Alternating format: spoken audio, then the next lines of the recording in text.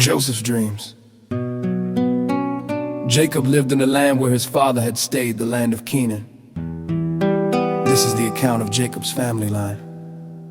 Joseph, a young man of 17, was tending the flocks with his brothers, the sons of Bilhah and the sons of Zilpah, his father's wives, and he brought their father a bad report about them. Now Israel loved Joseph more than any of his other sons because he had been born to him in his old age. And he made an ornate robe for him when his brothers saw that their father loved him more than any of them.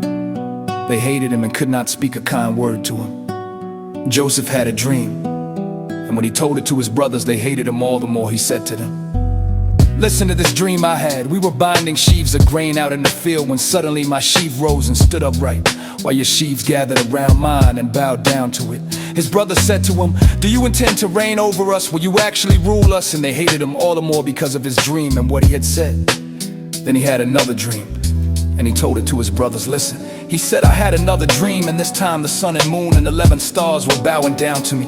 When he told his father as well as his brothers, his father rebuked him and said, 'What is this dream you had? Will your mother and I and your brothers actually come and bow down to the ground before you?'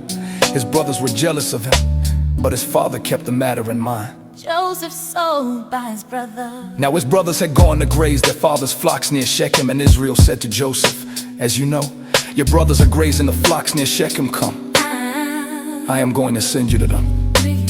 'Very well,' he replied. So he said to him, 'Go and see if all is well with your brothers and with the flocks, and bring word back to me.' Then he sent him off from the valley of Hebron.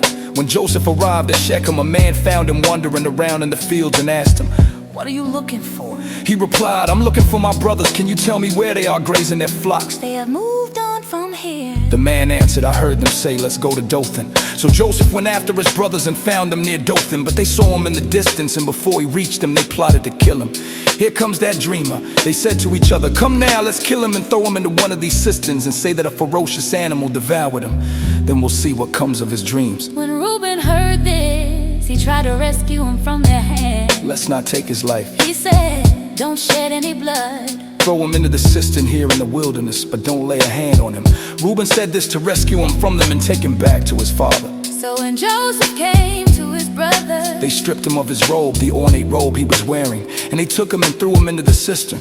The cistern was empty, there was no water in it. As they sat down to eat their meal, they looked up and saw a caravan of Ishmaelites coming from Gilead. Their camels were loaded with spices, balm, and myrrh, and they were on their way to take them down to Egypt. Judah said to his brothers, "What will we gain if we kill our brother and cover up his blood? Come to sell him to the Ishmaelites and not lay our hands on him. After all, he is our brother, our own flesh and blood." his brothers agreed. So when the Midianite merchants came by, his brothers pulled Joseph up out of the cistern and sold him for 20 shekels of silver to the Ishmaelites, who took him to Egypt.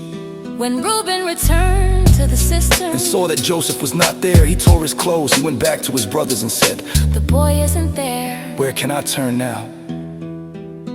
Then they got Joseph's robe, slaughtered a goat and dipped the robe in the blood. 32. They took the ornate robe back to their father and said, "We found this, examine it to see whether it is your son's robe." He recognized it and said, "It is my son's robe. Some ferocious animal has devoured him. Joseph has surely been torn to pieces." Then Jacob tore his clothes, put on sackcloth, and mourned for his son many days. All his sons and daughters came to comfort him, but he refused to be comforted. No, he said, "I will continue to mourn until I join my son in the grave." So his father wept for him. Meanwhile, the Midianites sold Joseph in Egypt to Potiphar, one of Pharaoh's officials, the captain of the guard.